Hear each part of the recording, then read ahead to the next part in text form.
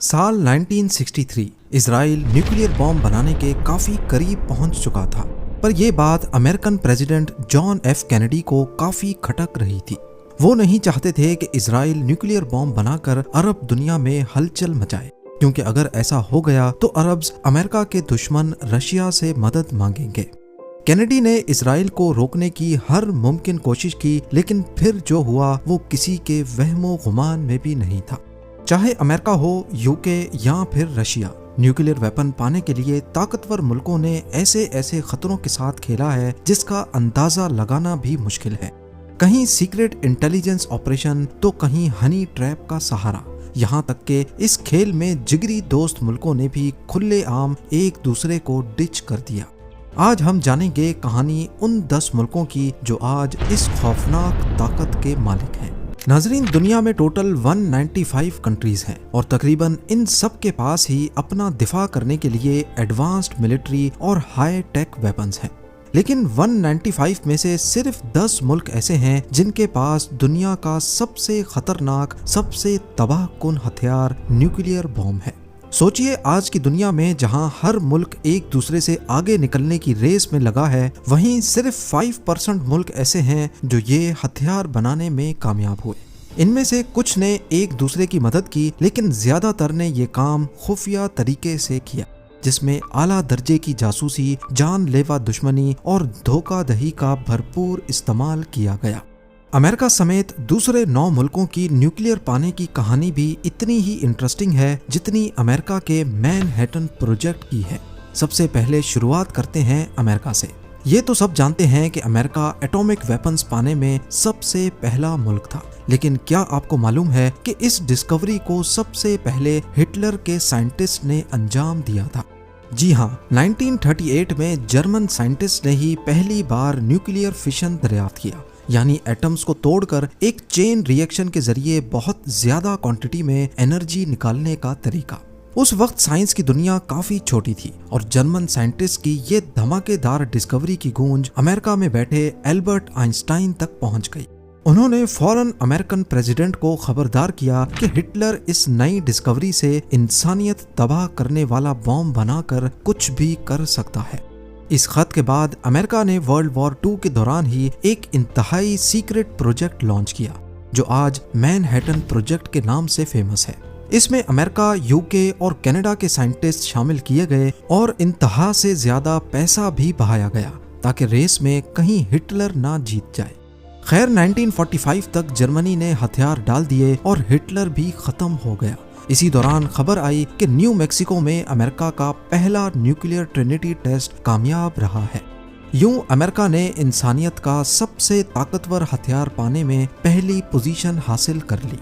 बिना कोई देर किए अगले ही महीने अमेरिका ने जापान पर फैट मैन और लिटिल बॉय गिरा दिए, जिसने जापान को भी हथियार डालने पर मजबूर कर दिया। इससे जंग तो खत्म हो गई, लेकिन अब हर कोई ये नया न्यूक्लियर वेपन पाने की रेस में लग गया। पर अमेरिका नहीं चाहता था कि ये हथियार किसी और के हाथ में भी जाए। अब आते हैं सोवियत यूनियन यानी रशिया की कहानी पर। हैरानकुन तौर पर वर्ल्ड वॉर 2 में अमेरिका का ही एक ऐसा साथी मुल्क जिसने उनका साथ देकर हिटलर को रास्ते से हटाया, उसी को अमेरिका के पहले न्यूक्लियर टेस्ट से बड़ा मसला था, और वो कोई और नहीं बल्कि सोवियत यूनियन ही था।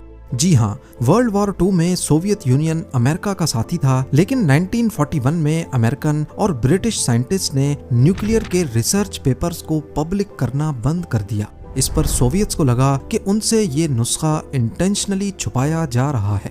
सोवियत यूनियन ने खामोशी से अपने जासूस अमेरिका के मैनहट्टन प्रोजेक्ट में छोड़ दिए और सारी मालूमात हासिल करना शुरू कर दी। इधर सोवियत को लग रहा था कि वो अमेरिका के साथ गेम खेल रहा है और वहाँ अमेरिकन्स भी किसी से कम नहीं थे। उन्होंने सोवियत्स के एजेंट्स को डबल एजेंट बना दिया और झूठी मालूमात उन तक पहुँचाना शुरू कर दी। 1945 के बाद जब सोवियत यूनियन को डबल एजेंट्स का शक हुआ तो उन्होंने चोरी किए गए अमेरिकी डिजाइन्स पर मुकम्मल भरोसा नहीं किया और अपनी रिसर्च जारी रखी।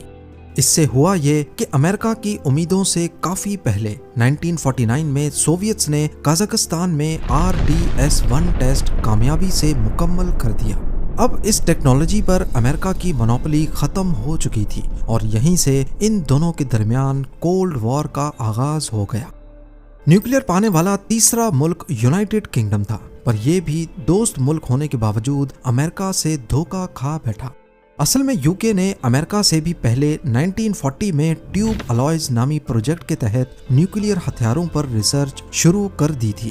इस काम में उनकी मदद उन जर्मन साइंटिस्ट ने की जो जर्मनी से भाग कर आए थे, मगर वर्ल्ड वॉर 2 में रिसोर्सेज की कमी की वजह से यूके ने अपनी सारी रिसर्च अपने करीबी साथी अमेरिका के मैनहट्टन प्रोजेक्ट को दे दी। ऐसे ही फ्री में नहीं बल्कि उनके बीच क्वेबेक नामी एक एग्रीमेंट हुआ था। इस एग्रीमेंट के तहत दोनों मुल्क ये टेक्नोलॉजी एक दूसरे से शेयर करेंगे, लेकिन जब अमेरिका ने पहला न्यूक्लियर हथियार कामयाबी से बना लिया तो उसके तेवर ही बदल गए। उन्होंने यूके से क्वेबेक एग्रीमेंट तोड़ दिया और इंफॉर्मेशन शेयर करने से मना कर दिया, यानी सीधा सीधा धोखा। इस धोखे ने ब्रिटेन को मजबूर किया कि वो अपना न्यूक्लियर प्रोग्राम दोबारा शुरू करे, चूंकि वो पहले ही काफी काम कर चुके थे और दुनिया के ज्यादातर यूरेनियम पर उनका कब्जा था। इसलिए उन्होंने ये काम बहुत तेजी से मुकम्मल किया। 1952 में यूके ने ऑस्ट्रेलिया के करीब मॉन्टेबेलो आइलैंड्स पर अपना पहला न्यूक्लियर टेस्ट कामयाबी से मुकम्मल किया, जिसका नाम ऑपरेशन हरिकेन रखा गया। इसी दौरान जब अमेरिका ने देखा कि रशिया और यूके भी न्यूक्लियर बॉम्ब हासिल कर चुके हैं, तो उन्होंने एक ऐसी चीज पर काम करना शुरू कर दिया जो आम एटम बॉम्ब से हजारों गुना ज्यादा खतरनाक थी, हाइड्रोजन बॉम्ब। जी हाँ, आम एटम बॉम्ब में एटम्स को तोड़कर एनर्जी बनाई जाती है जिसे फिशन कहते हैं, जबकि हाइड्रोजन बॉम्ब में फ्यूजन का तरीका इस्तेमाल करके एटम्स को जोड़कर एनर्जी बनाई जाती है। ठीक वही प्रोसेस जो सूरज के अंदर भी होता है। 1952 में अमेरिका ने इस नए बॉम्ब का टेस्ट कर डाला। इस नए बॉम्ब की ताकत हिरोशिमा पर गिराए गए बॉम्ब से 450 टाइम्स ज्यादा थी। फिर क्या था, 1955 में रशिया और 1957 में यूके ने भी अपना अपना हाइड्रोजन बॉम्ब फोड़कर दुनिया को दिखा दिया कि हम भी किसी से कम नहीं। अब आते हैं फ्रांस पर, जो न्यूक्लियर पाने वाला चौथा मुल्क है। फ्रांस के कुछ साइंटिस्ट ने मैनहट्टन प्रोजेक्ट में काम किया था, लेकिन वर्ल्ड वॉर 2 के बाद उनका इरादा बॉम्ब नहीं बल्कि न्यूक्लियर से सिर्फ बिजली बनाने का था। उसके बाद कुछ ऐसा हुआ जिसने फ्रांस का इरादा ही बदल डाला। सुएज कैनाल, जो इजिप्ट का सबसे बड़ा एसेट है, 1956 से पहले इस पर फ्रांस और ब्रिटेन का राज था, लेकिन इजिप्ट के लीडर जमाल अब्दुल नसर ने आवाज उठाई और सुएज कैनाल को बंद करके उस पर कब्जा कर लिया। ये देखते हुए फ्रांस और ब्रिटेन ने इजराइल के साथ मिलकर सीक्रेट प्लान बनाया और इजिप्ट पर हमला कर दिया। पर उस दौर में अमेरिका और रशिया दोनों अरब कंट्रीज को बहुत सपोर्ट करते थे और वजह थी वहां से निकलने वाला तेल। रशिया ने फ्रांस और ब्रिटेन को धमकी दी कि अगर वो पीछे ना हटे तो वो एटॉमिक बॉम्ब का इस्तेमाल करेगा, जबकि अमेरिका ने फ्रांस पर इकोनॉमिक प्रेशर डालना शुरू कर दिया। मजबूरन फ्रांस को पीछे हटना पड़ा और इस शर्मिंदगी ने उनको अपना अलग न्यूक्लियर बॉम्ब बनाने पर मजबूर किया। उन्होंने अपनी कॉलोनीज जैसे नाइजर, गैबोन और मेडागास्कर से यूरेनियम हासिल करके दिन रात मेहनत की। 1960 में फ्रांस ने सहारा डेजर्ट में अपना पहला न्यूक्लियर टेस्ट किया और 1968 तक फ्रांस ने हाइड्रोजन बॉम्ब भी बना लिया था। पांचवा मुल्क चाइना था। 1950 में कोरियन वॉर के दौरान एक वक्त ऐसा आया जब चाइनीज मिलिट्री ने अमेरिकन फौजियों को पीछे हटने पर मजबूर कर दिया। उसके बाद अमेरिका से रहा नहीं गया और उन्होंने चाइना को न्यूक्लियर की धमकी दे डाली। चेयरमैन माओ समझ गए थे कि जब तक न्यूक्लियर नहीं होगा दुनिया उन्हें दबाती ही रहेगी। शुरुआत में सोवियत यूनियन चाइना का पक्का दोस्त था और उसी ने न्यूक्लियर बॉम्ब बनाने में चाइना की मदद की, लेकिन फिर इन दोनों में अनबन हो गई। उस वक्त रशिया के नए लीडर क्रूसचेव की अमेरिका के लिए पॉलिसीज नरम पड़ने लगीं, तो चाइना के चेयरमैन माओ ने कहा कि तुम असली कम्युनिस्ट नहीं रहे। जवाब में रशिया ने अपने सारे साइंटिस्ट वापस बुला लिए और चाइना के न्यूक्लियर सपने को अधूरा छोड़ दिया। लेकिन चाइना ने इसे एक चैलेंज के तौर पर लिया और अपने पहाड़ों से यूरेनियम ढूंढ निकाला। 1964 में चाइना ने अपना पहला न्यूक्लियर टेस्ट किया और उसका नाम 596 रखा। ये नाम रशिया के मुंह पर एक तमाचे से कम नहीं था। क्योंकि इसमें 59 1959 को जाहिर करता है और 6 जून के महीने को, यानी जून 1959 में ही रशिया ने चाइना को इस सफर में अकेला छोड़ा था। छठा मुल्क इजराइल है और इसकी स्टोरी काफी इंटरेस्टिंग है। इजराइल वो वाहिद मुल्क है जिसने आज तक ना कबूल किया है और ना इनकार, पर बड़े पैमाने पर यह समझा जाता है कि इजराइल के पास न्यूक्लियर हथियार मौजूद हैं।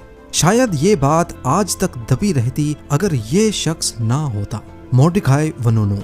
1986 में ये इजराइल की न्यूक्लियर फैसिलिटी में एक टेक्नीशियन था और इसने बरतानिया की अखबारों के सामने भांडा फोड़ दिया। उसने तमाम तस्वीरें और सीक्रेट डॉक्यूमेंट्स की फोटोज लीक कर दी। असल में इजराइल जो पहले ही फ्रांस के साथ न्यूक्लियर मिशन पर काम कर चुका था, अरब्स के खतरे से वो भी अपना न्यूक्लियर बॉम्ब बनाना चाहता था, लेकिन अमेरिकन प्रेसिडेंट केनेडी इसके सख्त खिलाफ थे। आखिरकार जब केनेडी की असैसिनेशन हुई तो उसके बाद रास्ता एकदम साफ हो गया और 4 सालों के बाद 1967 में इजराइल ने अपना प्रोग्राम इंतहाई राजदारी से मुकम्मल किया।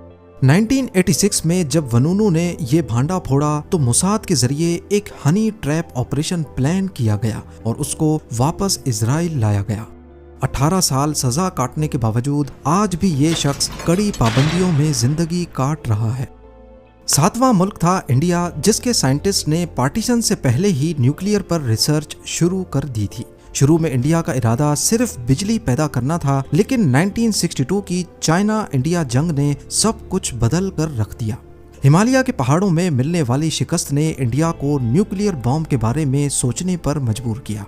फिर जब 1964 में चाइना ने अपना पहला न्यूक्लियर टेस्ट किया तो ये इंडिया के लिए डू और डाई सिचुएशन बन गई। फिर इंडिया ने सिर्फ बिजली बनाने का बहाना बनाकर कनाडा और अमेरिका से रिएक्टर्स मंगाए, लेकिन पर्दे के पीछे काम कुछ और ही चलता रहा। 1974 में राजस्थान के रेगिस्तान में अचानक धमाका होता है।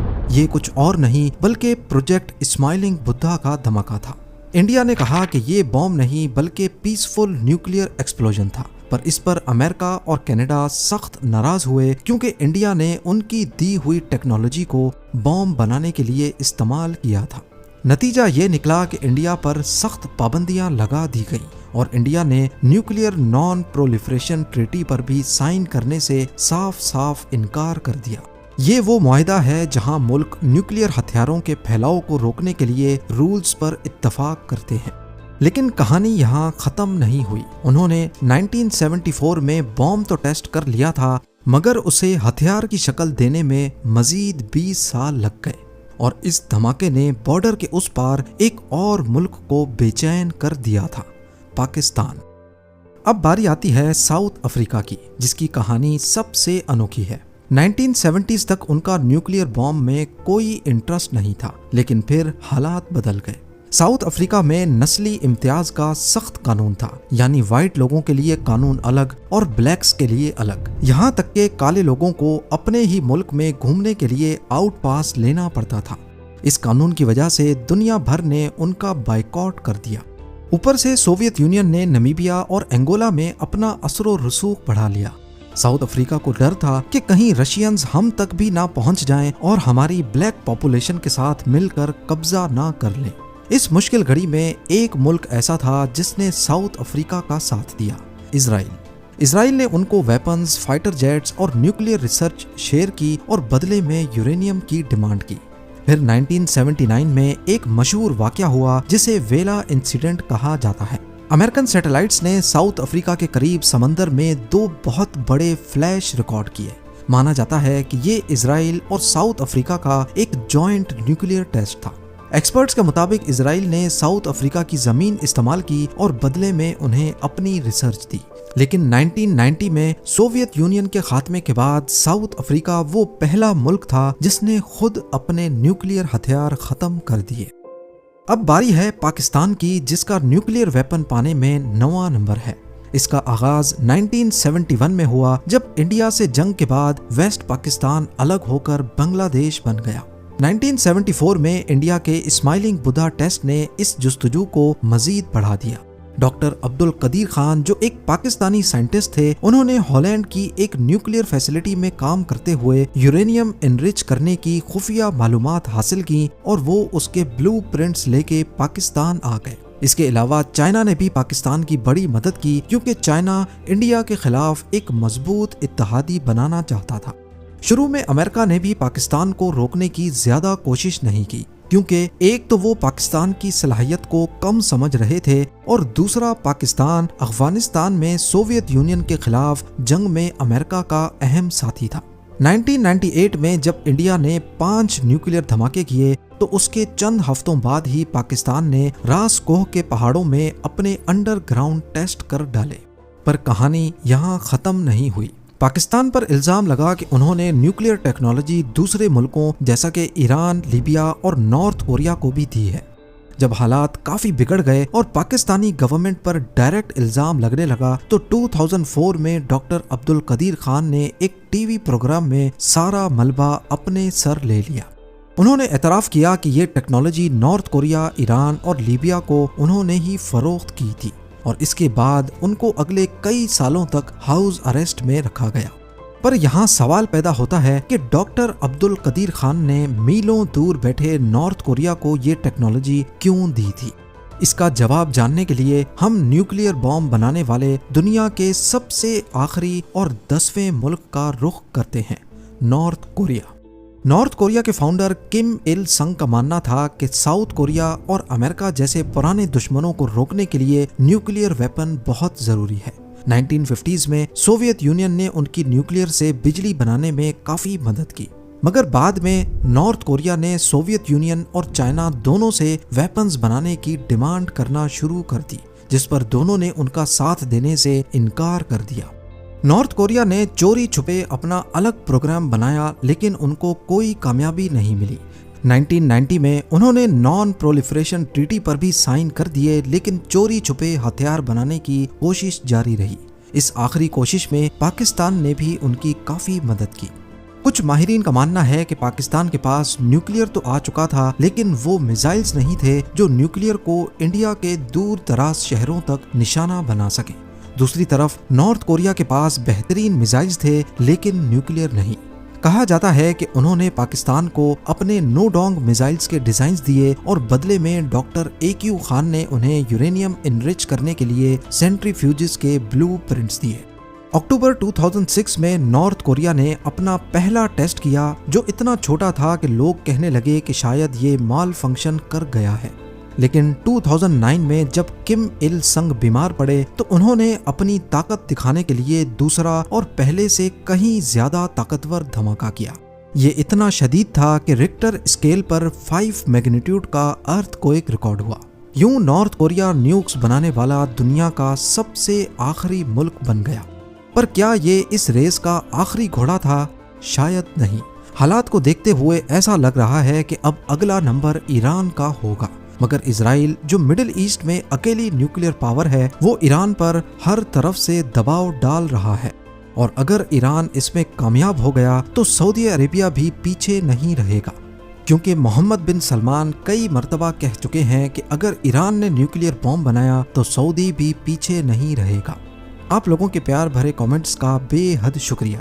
मिलते हैं अगली शानदार वीडियो में।